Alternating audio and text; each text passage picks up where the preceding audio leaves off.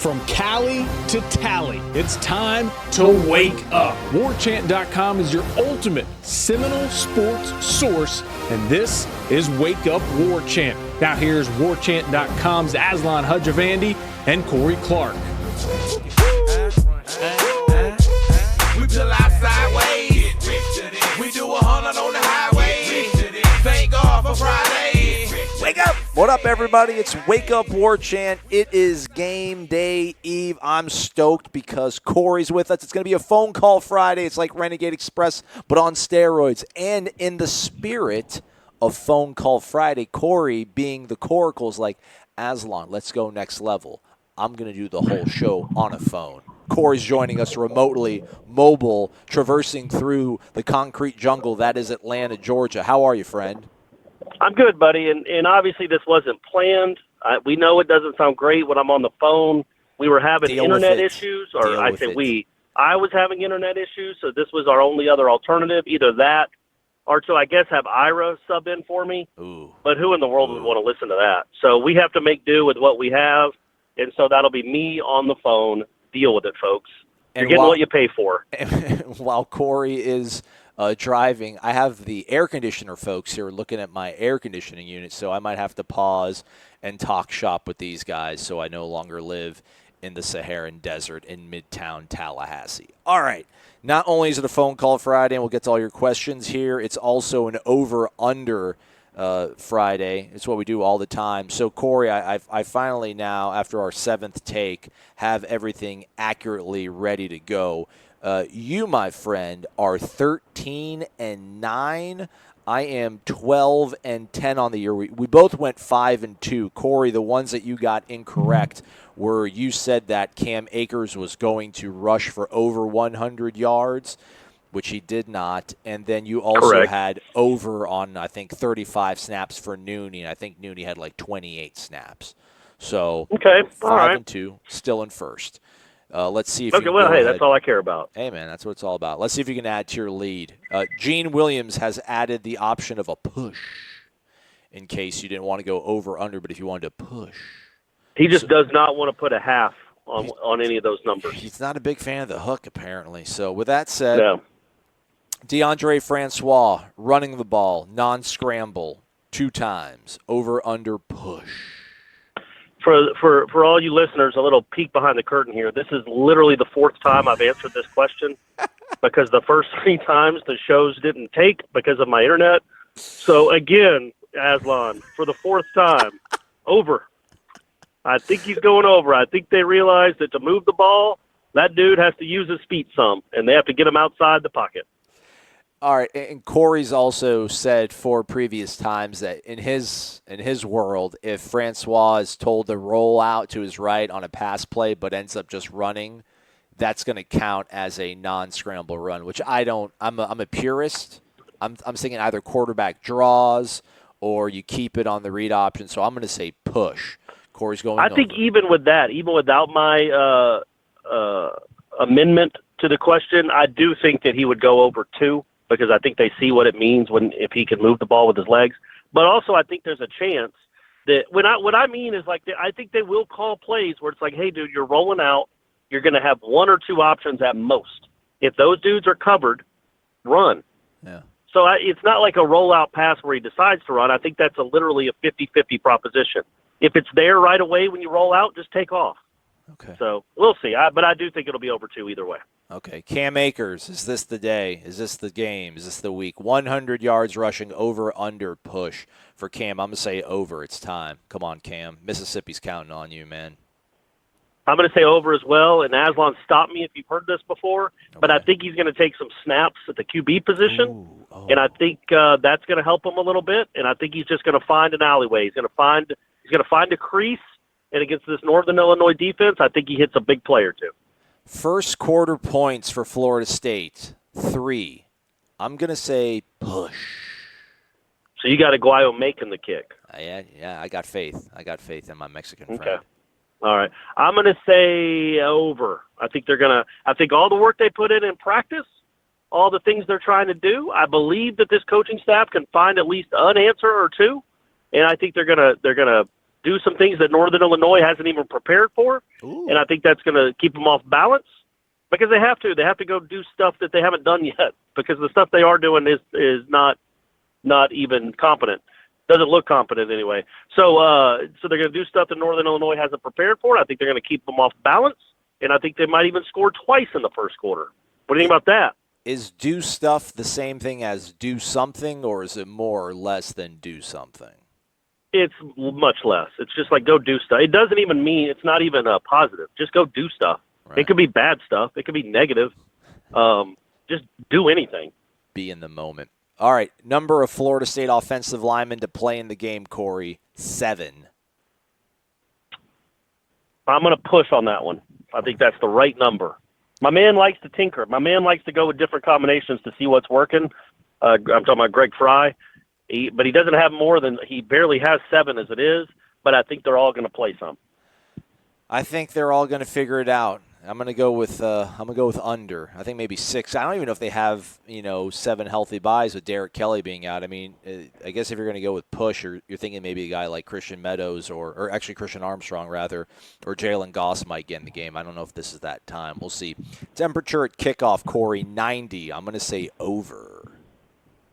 I'm going to say over as well, which is it's good for Florida State that they had that preparation last week in the Dome to get ready for this kind of heat. That's great. It's week 4. We're already at temperature at kickoff for over-unders. That's where we're at, everybody. That's where we're at. Announced attendance, Corey, 60,000. I'm going to say over just because the number they had for Samford was huge, so it can't be that much worse. I'm going to go over. Yeah, I'm going to say over, too. I'm not saying that the actual attendance will be over 60,000, but I can't imagine they're going to announce anything less than 60,000. Yeah. They might announce 61, 232 or something. It's Parents' Weekend, too. It's Parents' Weekend, so it'll be then we'll have a bit. Yeah, it'll definitely be over. Total points scored. Last one, Corey, 45. I'm going to say under. I'm with you, buddy. Under. I might say under if you put it at 35. Ooh. Because Northern Illinois isn't exactly great shakes on offense either, are they? Yeah, great shakes. I like that. That was cool. I like that. All right, since it is Phone Call Friday, Corey's joining us on the phone, driving through Atlanta. He is on his Bluetooth, so nobody call the cops on him. Let's go to. No, I'm not on my Bluetooth. Is that what you said? I'm not on my Bluetooth? I said you are on your Bluetooth. You are. No, I'm not. I got my phone up to my ear, which is against the law in Georgia. Corey, but I was worried that it would sound worse on the Bluetooth. So not that it sounds great this way either, but I'm doing all I can for the show.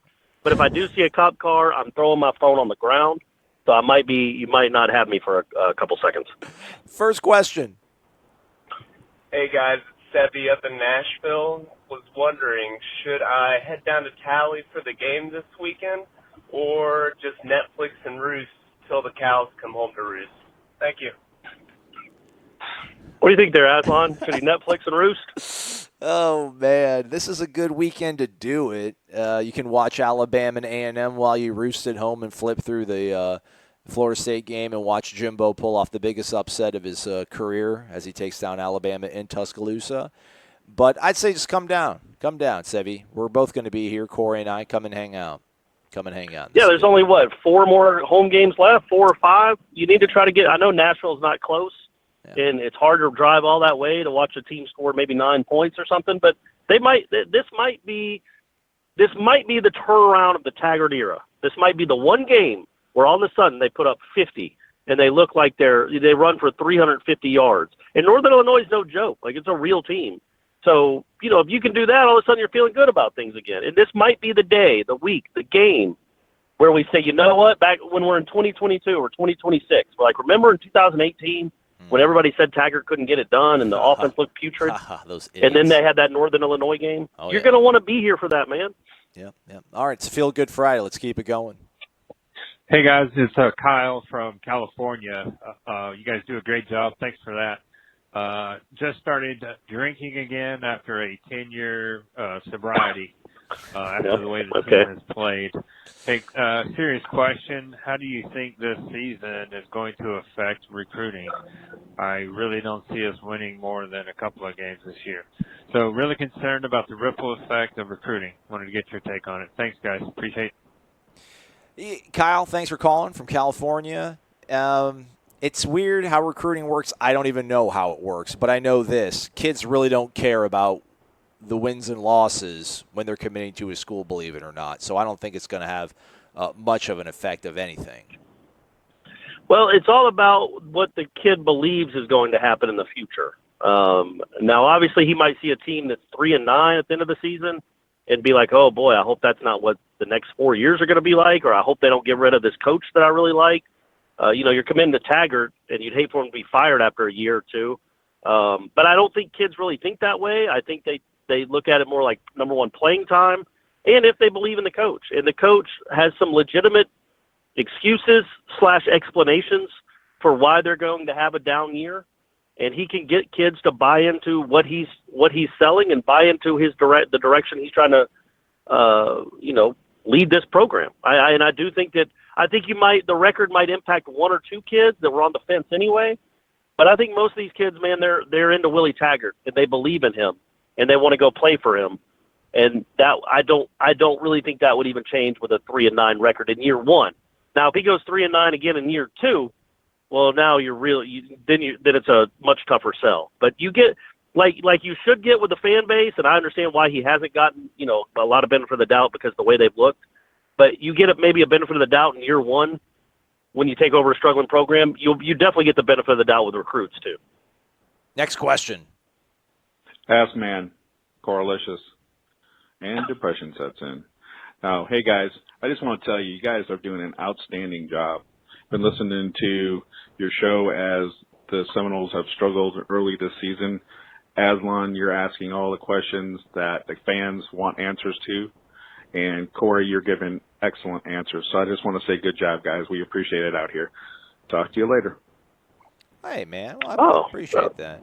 Who was that? I don't know. He didn't leave his name. But he does call us quite often, it seems like. I got to tell you real quick, Corey, I did have a little bit of crisis in confidence on Thursday. Somebody that I greatly respect was like, hey, man, I just I don't know what you guys are going to do, but you guys can't keep doing this. He's like, it's a really hard listen, and you might need to shorten the show. You got to do something. I'm like, what? I'm like, they're not good. I mean, I can't sit here and fake it. And I don't want to fake it, but I guess after 9 weeks, we just can't sit here and keep talking about how lousy the team is. But I was like, well, shoot. But I'm going to be like, hey, the guy that calls me Ass Man on Wake Up says that we're doing a fine job, so we're going to keep. Well, but they're not necessarily competing thoughts. Like right now, we need to talk about it because it's new, it's fresh. We're all kind of stunned. We can't kind of grasp what's going on. But, man, by week 8, yeah, we can't keep just, hey, you know what, the offensive line isn't any good, and they need to do some things to make this offense. If it's still like this after week 8, we might be doing entire weeks devoted to the 2013 season, or 93 or the 98 Florida game, whatever we have to do to keep to keep some happiness in our lives. Because, yeah, it will definitely get old if it just keeps going on and on like this. Like, we hate to repeat ourselves. So I see that point, too. But we also can't ignore the obvious. We can't not talk about how bad they're struggling. Yeah. Next question. Hey, guys. This is Dirk calling from Claremont. Love the show. Listen to it all the time. My question is this.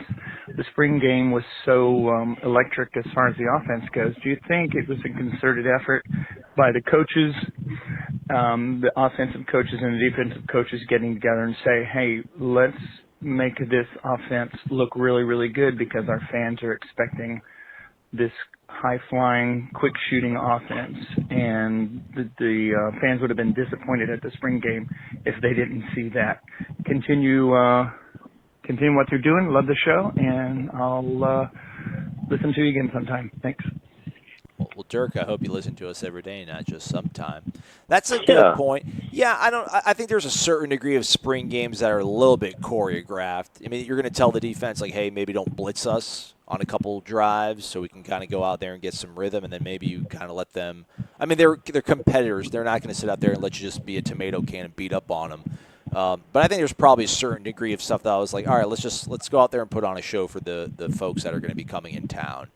I don't think it's like a thing of malice, but I think there's probably some sort of gamesmanship involved in a spring game. Yeah, I don't think they would do that necessarily, but imagine if the spring game had looked like what these first 3 games looked like, or certainly the first 2 against ACC teams. Like if if they were just running right into the line and nothing happened at all, and they just punted 45 times in 3 games, that would have been a tough sell. Like, hey, get excited about this. So it did help, but I think more than that, I don't think they were choreographing. Like Willie was telling Harlan, like, man, come on, tell your DB to fall down right here. We need to show people how fast Caleb LeBourne is, or Tamorian Terry. There were a lot of walk-ons on that defense that they were both sides. So it could have been set up that way where you were guaranteed you had D1 receivers, some who might play in the league, going up against walk-ons. Well, you should win those matchups. So maybe that was, I don't know. Again, I don't think it's choreographed, but that's just kind of the reality of a spring game is you're going up against third-string guys and you're going to make big plays. Corey, how much more time are you going to be on the road? I don't know, man. 20 minutes, 30 minutes, 30 minutes probably. All right, let's go fast. Next question. Corey Aslan, appreciate your time every morning in the car listening to your podcast. Always very rational and interesting. Damn right. I have a question for you guys. How much does the complexity of Jimbo Fisher's offense over the last few years mess with the mindset of the players for Willie Taggart's offense and potentially overthinking certain plays and in turn not just focusing on the execution of Willie Taggart's playbook? Would love to get your opinion. Thanks. Well, you're talking to the president of the Jimbo Fisher Apologist Club. I don't really put a lot of what's going on right now, rightly, wrongly, at the feet of Jimbo. This sort of thing is a different question. It's interesting. I don't know. I would think that if anything, it has to be freeing. I don't know, but maybe I guess they have to get used to the fact that they don't have to. I don't know. That's crazy. I just don't. Sorry. It's a good question. It's very sincere. I don't want to shoot it down off the jump. I don't think the complexity of last year has ruined these kids for Willie. No, I think it was the lack of recruiting that ruined things for Willie in one particular position. I just think that's a really big hindrance. That certainly falls at the feet of the last guy. His complex offense can work. Heck, it worked for 26 points against Clemson. I just don't think he's got enough horses up front to have a great offense. And again, Texas A&M, I don't know what they ranked last year in offense, but I guarantee you they were better than what Florida State was. Like Jimbo didn't have as big a turnaround to do with that offense, even though he was installing a different system. I think you could argue rightly that he has better players right now than he left at Florida State. That's crazy. That's ridiculous, but it's the truth. Well, it could be the truth. I shouldn't say that emphatically that's the truth. I don't think it's the complexity of the offense. I think he just, again, they're not loaded. They're just not loaded on offense, especially up front, and that changes everything. And I think these two quarterbacks apparently don't run this system real well. Because if Blackman can't beat out Francois, then he must not run it real well either, because Francois definitely doesn't run it well. Yeah. But don't you think it's more to do to me with the offensive line and the quarterback than Jimbo's system? Because quite frankly, it's not supposed to matter. Willie's offense is supposed to be so simple that it's not hard to grasp, and you should run it really. You should run it well. It should be easier to run. Exactly. It should be easier to think. Yep. Here's the thing, and I still haven't asked Willie this, and I've been meaning to ask him. Basically, he kind of went after, I don't want to say went after, but he criticized the offensive line and the immediate aftermath of the game against Syracuse. But then he comes back Monday with prepared statement that, listen, this is on all of us. I literally went back and only watched the first 2 series against Syracuse. All right, first play was a 2-yard gain, Corey. Second play, Keith Gavin was open in the right side flat. Francois had 3 seconds, didn't even look at him, threw it in the middle of the field in the coverage, incomplete. That would have set up 3rd and manageable. 3rd and 8, he had 3 good, clean seconds in the pocket. He threw it to the boundary, the left side, which he really likes going to the left side, folks. Keep an eye on that. And now I'm saying they'll probably throw 3 touchdowns to the right side. He likes throwing to his left for whatever reason. He throws into coverage. It's incomplete. They have to punt. And I think on 2nd down, on their next possession, he could have easily ran and scrambled out the pocket to his right and probably had at least 10 yards, and he didn't. I'm not saying he's the fault, he's the problem, but I do think he is part of the problem because there, again, are plays to be made in the field, and he's not making them. The play before, it was actually the play before the pass to Gavin that ran out the clock in the first half. Jacquez, just wide open down the seam. And there's a moment, and I hate doing this, like going frame by frame, but Francois did check to the right, and it seemed like they saw each other, but he looked back to his left and threw to Nooney, and it was incomplete. And then the next play, disaster happened. So the offensive line, what I'm trying to get to that thing is going back and looking at the film, the offensive line, while still nowhere near adequate, is nowhere near as horrible as we've been talking about for the last 3 days. And that goes on me, too, for being too lazy and not looking at the tape. But, again, it was only 2 series. Maybe it got really, really bad. But he's had time. He's had opportunities. Hopefully this is the day, this is the game that he makes it happen. Next question. Hey, this is John, Corey and Aslan. Great job you're doing. Really appreciate it. A thought. I noticed that Willie draws the ire of most fans. Walt Bell, Greg Fry, we're just assuming they're doing the best they can with everything they've got? Or is it going to take some time for this coaching staff to all get on the same page? From touching a punt that's rolling to running into the kicker when you have a net of like 20 yards. I just wonder the cohesiveness of the coaching staff, and wondered if you could comment on it. Yeah, that's something that I think is tough to really get a good feeling on. I think he said his name was John. Shout out. Thanks for the call, John. I don't know how much of that is the problems that we're seeing is a lack of cohesion. I did want to see if there's anything operationally they're going to do different against Northern Illinois. Maybe they do need to figure out, it's a different sort of, why are we getting, somebody calling right now? Somebody's probably calling right now to leave a message to get onto the show. But Corey and I are talking right now on the phone, so I can't take it. This is awesome, Corey. I hope you're having as much fun as I'm having right now. I am, buddy. I'm enjoying this a lot. Yeah, so long-winded thing. Yeah, the cohesion, I just don't know. I'm sure it's affecting something. I can't connect the dots to Walt's in the booth, Greg's on the field, Willie's focused on this, and that's what's causing all this to happen. The special team stuff, again, I think, and Corey disagreed with me on it, I don't know. I just think when you have a special teams coach that that's his whole baby, that you are trying to fix your offense and there's a penalty, you're just going to kind of hope that he's going to make the best decision for you. But you wouldn't let Harlan Barnett decide whether to accept an offensive holding penalty or not. But that's when the defense is on the field. I mean, that's on you. You're the coach. I'm not. At the end of the day, it's his responsibility. Well, maybe he's a delegator. Well, start delegating differently. Yeah, gotcha. I think the person actually just left a voicemail too, which is crazy. Let's go to that one right now. It's fresh, right off the presses. Let's go to it. Oh boy! All right, we're coming in guns blazing. Thanks for positivity. Just wanted to add some more positive. Just remember one thing, Clemson got into the college football playoff last year with one loss. Who was the one loss to? Syracuse. Wake up, guys. God bless you, man. All right. God bless all right. you, man. Remember, there was just the one loss, not the two that Florida State has already. Right. And Clemson in that game scored more than one touchdown. Way to knock him off his wave here. All right, let's. Well, again, just to reiterate, we're not saying that we don't believe in Willie Taggart and that he can't get this thing turned around, and we're certainly not saying he deserves to be fired after 3 games. But it has to look better than this. It's not just the wins and losses.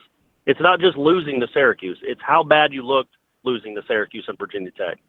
That's it. I mean, you could be 0-2 in conference. That's fine. This team's losing conference games, but they've been outscored 54-10.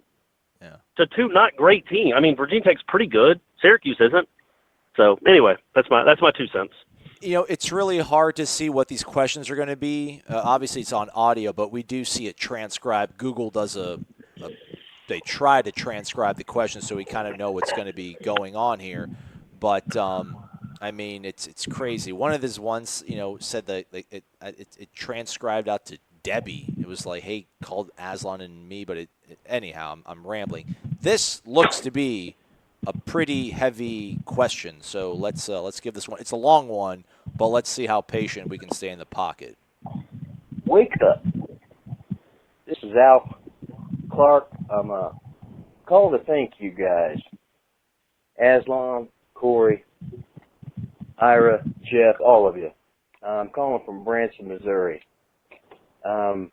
just wanted to thank you guys for doing what you do every day. You don't have to put this on the air, but I wanted you guys to know. Last year, September 2nd, our opening day against Alabama, I had a massive heart attack and had to have a triple bypass. And I'm going to tell you something. Looking forward to you guys every day made my life better. And it still does to this day, even though we're in down times and having a rough way to go, as a team. I just wanted to take the time to thank you guys for all that you do and let you know what you really meant to me and my family. You gave me hope and brightened my day every day. And it really made a huge difference in my recovery. And just wanted to thank you. And we're going to be okay as a team, guys.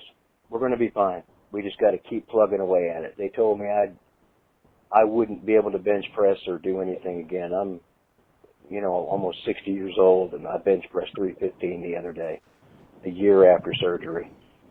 So, yeah, we can do it. We just got to keep trying. They'll be fine. Thank you guys again, and go Noles. Al Clark, everybody. Wow, that was something. Wow. His name. I'm sorry, I did not hear the first name. Is it Al? Yeah, I think it said. All right, Al. Good job, buddy. Hell yeah, brother. Thank you very much. That was very nice. I'm so heavy. cynical, and I always think people are screwing with me. So do that I. There's like 10% of me that's like, man, is that real? Is this guy real? Yeah. Is this heartfelt, or is he just pulling our chain? Right. But I'm going to assume that it was heartfelt. Yeah. And what's cool about this show and then Seminole Headlines, and kind of just the message boards in general. I mean, I know that those cannot be a fun place at times. But he lives in Branson, Missouri, and he's a big Nole. And I'm guessing there aren't a lot of Florida State fans in Branson, Missouri. He doesn't get to commiserate a lot with fellow Noles during trying times and great times. But I think these shows, like he gets to hear other Florida State fans calling us. It's a community. It becomes like a community for these people, and it's communal. And I think that's really kind of it's not so much you and I, although I'm a really big part of it. It's just the community aspect of what these shows are, whether it's Headlines or Wake Up War Chant, that lets people connect all over the country. I mean, we've had calls from Nashville, California, and now Branson, Missouri, all Florida State fans, all kind of going through the same things. And that was just a really cool phone call, because it reminds you of what number one, what's important, and in the grand scheme of things, it ain't an offensive line that can't block, but also how big a family all of this can be, or all of this can feel like. Hell yeah. Get better, Al, man. We're rooting for you, buddy. And get me a video you hitting 315 on the bench, man. That'll get me motivated to get back in the gym. I'm slowly atrophizing here, which isn't good. I don't like it. Do you think he could, at 315, do you think he'd be more of a guard or a tackle on this line? I feel like guard. I feel like Al's probably got very just good punch. Good punch. I don't think he's a long lever guy, as Jimbo would say. Right. I think he's more playing the phone booth, make you hurt. Let me ask you a question. If Al, the great Al Clark, was the starting left guard for Florida State for the first two ACC games of the season, if that had happened, my 60-year-old that just survived a heart attack, how many points would the Florida State offense have scored? Averaging at least 37.5 points. No, I think my point is, could it be any worse? Oh, right. They literally could have started a 60-year-old that's a year removed from a heart attack at left guard, and they'd still have one touchdown in 2 games. Let me play it again real quick. Let me make sure his name is Al, because we've called him Al, and I that's how it transcribed, but you can't trust it sometimes. Wake up. This is Al. Yeah, it's Al. We nailed it. There we go. All right, cool. Let's get some more questions here before Corey ditches us for his son, which is acceptable. You guys are going to a Braves game, huh? Going to a Braves game. Braves versus Phillies, trying to trim that magic number down so we can get to the playoffs and get swept. I hear you. All right, man. Let's go down to the 305. Hey, Aslan. Hey, Corey. Wake up, guys. This is Marlon from Miami. Looks like it's a lost season, and I don't really care if we go 3-9 as long as those other 2 wins are against Miami and Florida. We need that momentum for recruiting. So don't be a fan later. Love you guys. I love you too, Marlon. I don't like the whole "don't be a fan later" thing, but agreed. If we only get, I was actually going to make a poll. If Florida State can only win one more game this year, would you rather it be Florida, Miami, or Clemson? I would say Florida. Like I'm sure Marlon would probably say Miami since he's there with all those hoodlums, those crazy people. Yeah, it's definitely Florida or Miami. I mean, a win over Clemson would be great and shocking, but what does that do for you? You're not winning the ACC, so it'd be like a waste of a year to beat Clemson. So yeah, I would say I think Florida probably. You want to keep that streak going. Okay, man, we got so many more questions. We don't have a lot of time. We're short on time. Sorry, I got 13 minutes. All right, 13 minutes. This question's like, let's go to the shorter ones. Let's go to this one. Aslan, Corey, it's your buddy Jeremy from Fort Lauderdale. First off, I want to thank you guys for helping me get through this season. We know that Vic Valoria really just, the strength and conditioning program fell off the rails at the end. Do you think it's going to take just a couple of years in the weight room for us to regain our strength to physically match up with teams as well? Thank you guys for all you do. Go Noles and go Wake Up War Chant. Yeah, right. That's probably the one thing we don't talk enough about in terms of being patient. Like these guys actually being strong and hulking like a Division I top-tier program. Yeah, I mean, if they were not held accountable for going to the gym for an entire year, I think it probably would take longer than 8 months to regain that and then build off of it to get a leg up on the competition. So, yeah, I mean, I don't know about a couple of years, but you would hope that the guys, year 2 going to the program, a guy like Jaden Woodby, for example, not that he was here in 16 or 17 rather. Yeah, be patient in terms of that. Maybe we'll start looking like mutants next year. That's another thing, too, when it's brought up about what Jimbo didn't do late in his tenure, is it's hard to look at this team, both sides of the ball, really, and see a lot of strong, big dudes, physical presences like you used to have. It's hard to contemplate or fathom why he was staying with that guy. You know, we always talk about the O-line coach and the linebackers coach and the wide receivers coach. Well, the strength and conditioning guy wasn't great either. And it's just bizarre that so many kind of, I mean, how else would you describe it? Like Valoria didn't get a head job as a strength and conditioning coach. He's an assistant somewhere. Dawsey's not coaching. Trickett's not coaching. Bill Miller's at Kansas, and Charles Kelly's like a running backs coach or something, or he's not a defensive coordinator. Like you had all these guys at Florida State that can't even get a job at those positions anymore. That's how underwhelming they were. So why was Florida State dealing with such underwhelming assistants? It's just bizarre. It's just another box to check off as to what is hurting this program right now, what needs to be overcome. That said, you don't get more than a year with a strength and conditioning coach to like figure this out. I mean, he's been there now for 10 months. Yeah. Like that's plenty of time to get guys in the weight room and get them stronger. Not to the point that they're going to be, but it's certainly time to start seeing some dividends. Yep. Onward. What's up, fellas? It's Shane. So it's pretty obvious that Francois is playing with an internal clock when he's in the pocket, and who can blame him with that offensive line? But even when he runs, he's just not the same player he was before he went down with his knee. Do you guys think that the injury he sustained last year is on his mind and affecting the way he plays? If so, why not put Blackman back there just to see if there's a difference in how the offense looks? Aslan, when you were out there at the practices, do you notice a big difference between the two? Thanks, fellas. And a special thanks to you, Corey, for those tasty little tidbits you leave on Twitter reminding us of just how bad this season has gone. I can always count on you to brighten my day. Oh, yeah. I love you, Ira. Or did he already hang up? Damn. Yeah, but either way, don't nobody loves Ira. Everybody loves Ira, man. Ira's not a part of this show.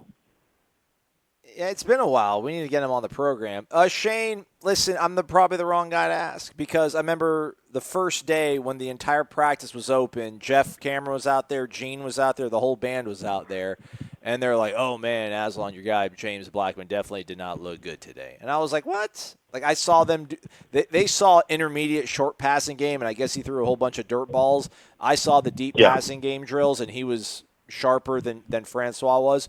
But no, I mean, the last few weeks we've been seeing less and less of them. But when they break out into doing drills, I mean, no, there's nothing that you see that you think, wow, this guy is head and shoulders better than James Blackman. And by the same token, there's nothing you see from James that you're like, why are they not putting this guy on the field? Like, what is going on? He's amazing.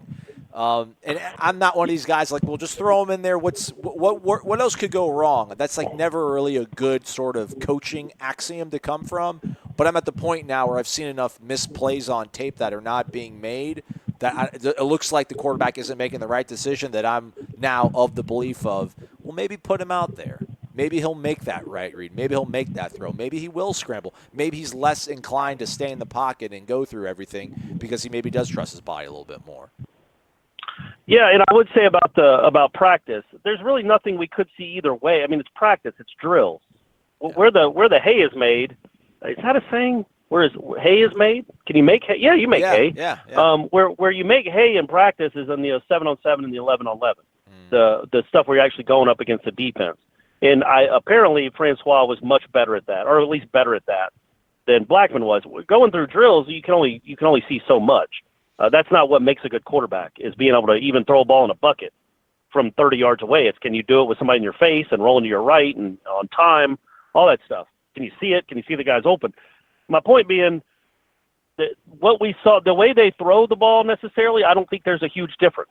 There probably isn't. Neither one of them are great. Neither one of them are incredibly accurate, but neither one of them are terrible. I thought what we thought is that Francois' legs would be the huge advantage, that he's faster than Blackman, he's more athletic than Blackman.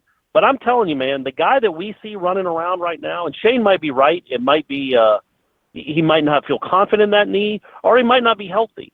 But either way, man, he looks like a barely faster version of Chris Winkie. He is not an athlete right now. At least he's not running with conviction. He's not making people miss. He seems to be tentative. And if he's going to run like that, then what's the point? Like James Black, he's not any faster and more elusive or more of a threat with his legs right now than James Blackman is. Even though if they ran straight ahead at full health, Francois is probably faster. Right now he's not faster. Right now he's barely faster than us. Like he's got to find some wiggle and find a running game, find a way to be an athlete, or this offense is going to really struggle. And when with that in mind, that's why I would be like, man, yeah, maybe one is the answer because one would run. Even if he's not that fast, neither is the guy you're pulling him for. Right. So that's where I would think it. Maybe he'd be more of a willing runner. Yeah. So I really do think that like maybe one or two more games, if they struggle again and put up 10 or 13 against Northern Illinois or 2 touchdowns total, man, you got to start thinking about, okay, what can we do? Like you can't pull out all 5 linemen and do something else. Get some new eyes, get fresh eyes in there. Maybe somebody else just sees it quicker, gets the ball to where it's supposed to go quicker, will run when he's supposed to. Maybe that's the answer. And I'm certainly not blaming anything on Francois. He just, again, that internal clock is really, really sped up because of what he's having to endure. Next question. Hey, fellas. Jim in Tampa here, a.k.a. 5517, which is hilarious because I'm thinking the first 3 games together they scored 55 points. True. Anyway, question. Maybe we should start practicing without an offensive line. Just put cones up there, maybe Eberly. That way, Francois doesn't have a false sense of security. And he'll probably get the ball out faster so that in the game when he really doesn't even have an offensive line, they block bad as cones would be, he could just work on just getting the ball out. That's one way of doing things, Jim. Why not? Practice how you're going to play. Yeah, you know you're not going to block him in a game, so why even let him? Why pretend that you're going to block him in practice? Get him used to having to throw it as soon as he gets the ball. Yeah, like falling backwards. Just you got to throw it, man, because they're going to be on you. Get ready for it. All right, this guy. I'm sorry. Go ahead. I mentioned it on headlines. I think I mentioned on this show too about you really could just do the swinging gate and just have Eberly and Francois in the middle of the field, and everybody out over to the left. Okay. How do you defend that, buddy? How do you defend that? You don't. You just sit there and watch in horror as the team runs up and down the field on you. And the Knowles, play the fight song. Yeah.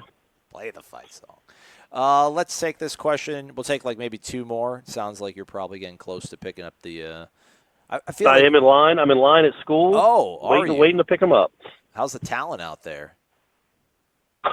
I mean, everybody's in cars. You're not talking about the talent at elementary school. I'm quite sure. Question. But yeah, the moms that are in the minivans. Yeah. I assume pretty good, but again, they're all in cars and I can't see them. Okay. I assume this is going to be a good question. Let's play it. Okay. Hey guys, this is Josh from Long Island, New York, and just wanted to make a comment and a question, which is like, what were we really expecting from this offensive line? I mean, we knew this going in. I always say that when the national media knows something about your team, it must be really, really bad or really, really good. It was terrible when we had Cam Irvin moved to center. And then DeAndre got killed his redshirt freshman year and then got hurt last year. So it's been a ongoing thing. And Willie Taggart can't fix it in 8 months. So everybody needs to do the Aaron Rodgers and RELAX. All right, Josh from Long Island. That's fair, but I think what we were expecting, that's a really good point. When the national media knows something about your team, he says it must be really, really bad or really, really good, which is spot on. Very good observation. Yeah. What I was expecting was everything was supposed to be easier. They weren't going to have to think as much. They were just going to play. Athletes are going to be athletes. Big, strong guys are going to be big, strong guys. So I was just figuring that there would be less missed assignments, less guys running free, just an overall sense of excitement. We're going to play harder. We like this coaching staff more. We're not getting hit with a hat whipped every other day at practice. So we're going to play harder and better. Those are little things that you just would think would add up to a better product on the field. It just hasn't worked out that way. Yeah, and I think that's fair. I think that also I thought that maybe part of the struggles of the O-line in recent years was all the checks they had to make, and then they got confused, and they would let people just go free. I knew they were bad, but I thought part of it was just they would get confused and literally miss assignments. Not just they missed an assignment because they couldn't block a guy. They tried to and couldn't, but actually just didn't cover the right guy, didn't block the right guy, didn't slide over when they were supposed to, didn't take the blitzer, all that stuff. And now that's still there, but what's really been illuminated is just how I don't want to say talentless, but how much they're struggling and how much room they have to grow and get better. But, yeah, I would say the difference between Aaron Rodgers, the Green Bay fan base, and I know he probably wasn't comparing the two, but Aaron Rodgers had when he said the relax thing, my man had, 12 years of proof that he knew what he was doing and that they would be fine. Willie Taggart's been here 3 games, and there's nothing that he's done that could, make this fan base feel better about things right now. They don't care what you did at South Florida and Western Kentucky because that wasn't them. There's no proof in the pudding that you can turn this thing around. They don't believe in you like that yet because they don't have any reason to because you've only been here 3 games. Yeah. But yeah, that's fair.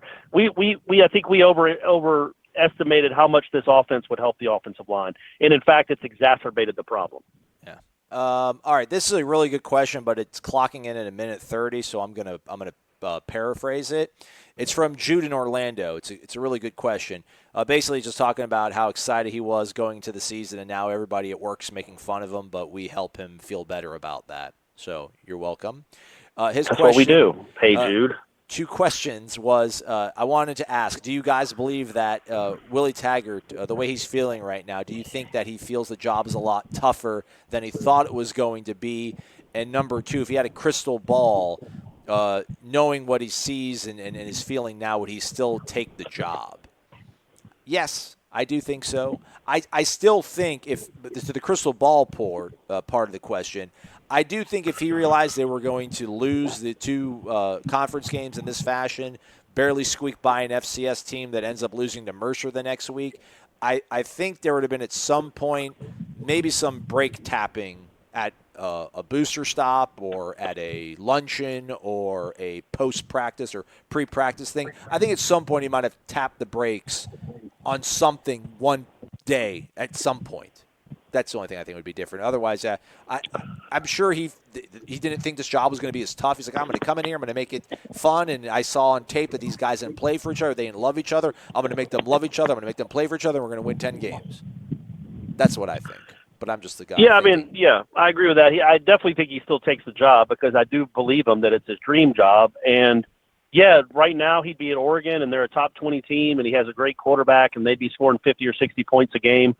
But then where's the next step? He's just going to stay at Oregon for the next 10 years? I mean, there's so much more room in the history and tradition to win championships at Florida State, if that's your goal, than to stay at Oregon and win 8 or 9 games a year and be a top 20 program. At Florida State, when it's running well, it's a top 3 program. So, that's the appeal. So I don't think he would have ever passed over this job, even as hard as it's been. And obviously some of that is his own making. Some of that isn't. And people are really excited in the off season, and it's kind of been an enormous thud.